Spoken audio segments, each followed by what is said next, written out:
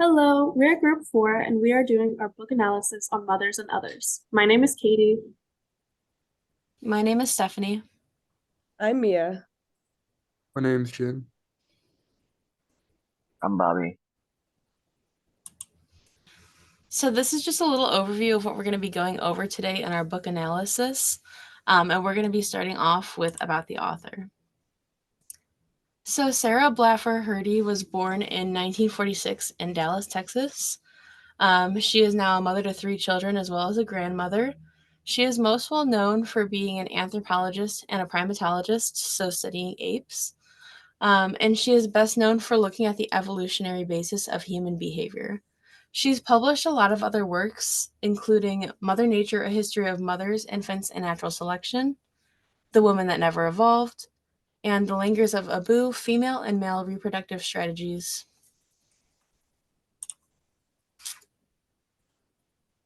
In terms of her education and the awards she's received, Hrdy has received her bachelor's in anthropology from Radcliffe College in 1969. She then went on to earn her PhD in anthropology from Harvard in 1975. She also has honorary doctorates from Harvard, the University of Humanistics in Germany, and Willamette University. She also received a couple awards specifically for this book, Mothers and Others, including the J.I. Stanley Prize and the W.W. Howells Book Prize in Biological Anthropology in 2012. She's also received the National Academy of Sciences Award in 2014 for scientific reviewing.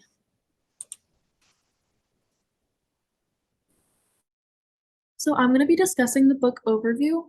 To start, one quote that stuck out to me was, "The goal of this book will be to explain the early origins of mutual understanding, giving impulses, mind reading, and other hypersocial tendencies that make this, the natural human instinct to get along, possible." That was from Hardy, page 10. So many primates brought up their young for millions of years in many, many different ways, depending on the species. Their different behaviors have evolved into human mothers taking care of their offspring in a more compassionate way. The book discusses how mothers of any species can't care for a child alone effectively. She must have some sort of support system to help raise her children. It really does take a village to raise a child.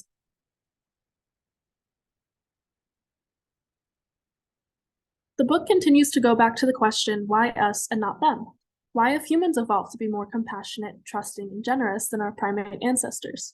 Hardy raises the question, how are these differences due to how human babies are raised compared to how primate babies are raised? A main theme in this book is nature versus nurture. The differences in humans comes down to more than just our ability to speak many different languages and to understand each other. And it's more than just our ability to seemingly read each other's minds and emotions and to empathize. The author dives deep into the question of how and why humans evolved to be the species we are today.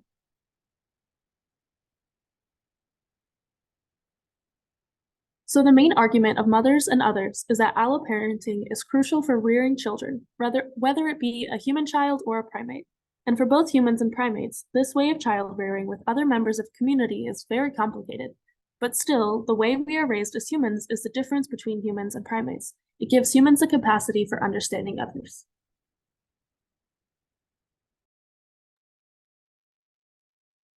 So what exactly did all of this mean?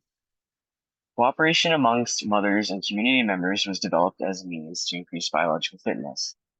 Human mothers are more likely to mistreat or neglect the child if left to raise and nurture their child all on their own with no social support. As such, children with multiple alloparents tend to succeed more in life than those with two sole parents or a single parent. Cooperation to this extent is not practiced amongst or across all primates, and humans are especially cooperative amongst all primates. This is an indicator of the complex human desire to nurture bonds, provide aid and resources to other humans, even if there's no direct benefit to oneself.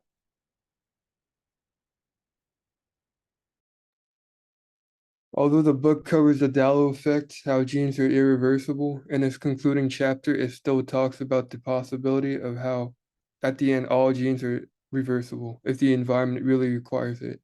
So everything covered in the book can be different for humans in thousands of years, although unlikely. And although some things like our personality and IQ are passed down through our parents, attachment style isn't. So this could mean if a child is neglected during his upbringing, it could possibly make the person not care for others later in their life.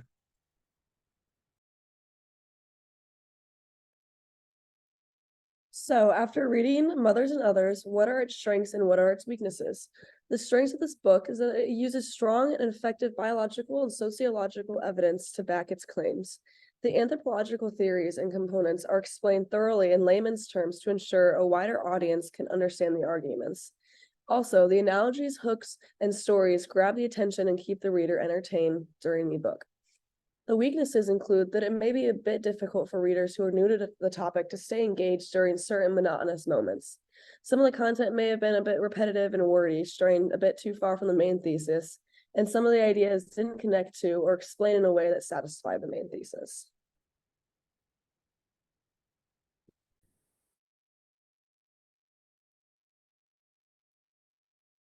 My opinion on the book was that I feel as if I already knew quite a bit about this book's subject, almost like some of it was common knowledge. However, it was interesting to learn about how much more humans are cooperative than other primates, because I figured humans were just as, if not more selfish. I struggled to connect some ideas, and it felt like some studies and other scientific findings that Hurley included didn't really circle back to the main thesis. My opinion of the book was that I thought the author did a good job at explaining the materials in a way that made sense to the average reader with no prior knowledge of anthropology. I also thought it was interesting to learn about the difference between each type of primate and how they each rear their children in different ways. I thought the introduction to the story was very compelling. She discussed imagining chimps on a plane and how horrific that would be to see. They would all be fighting and tearing each other limb from limb, whereas humans try to get along when they're on a plane. I thought the book could have been shorter just because it was pretty repetitive and it was hard for me to remember everything that the book discussed.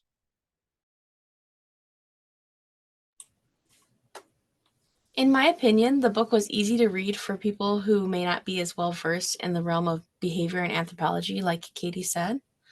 I also thought that Hurdy was thorough in explaining the differences in child rearing between humans and apes. It was a different and interesting argument for the nature versus nurture take, exploring the possibility that the way we are raised as humans drove our evolution. And above all, I thought it was refreshing to read a novel about motherhood and child rearing from the perspective of a woman, but especially from a mother. In my opinion, chapters were divided effectively, so it was easy to piece together separate information as it gave us each in bite-sized pieces. However, I do agree with my other teammates that the book was a bit longer than it had to be, as it made things extra wordy. Also, the book well highlighted the why child caring was so important to humanity and how it shaped our civilization.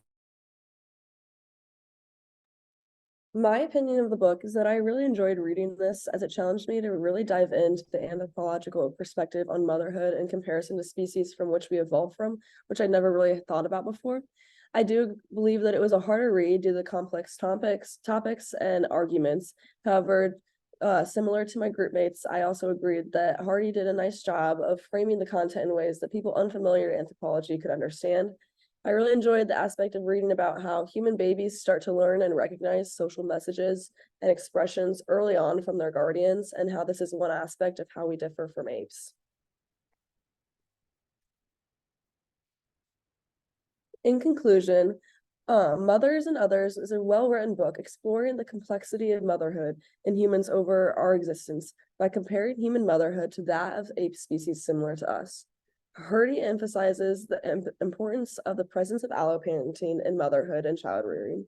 Cooperation among others in a community, human or not, to raise the young contributes to the overall success of the offspring and reproduction.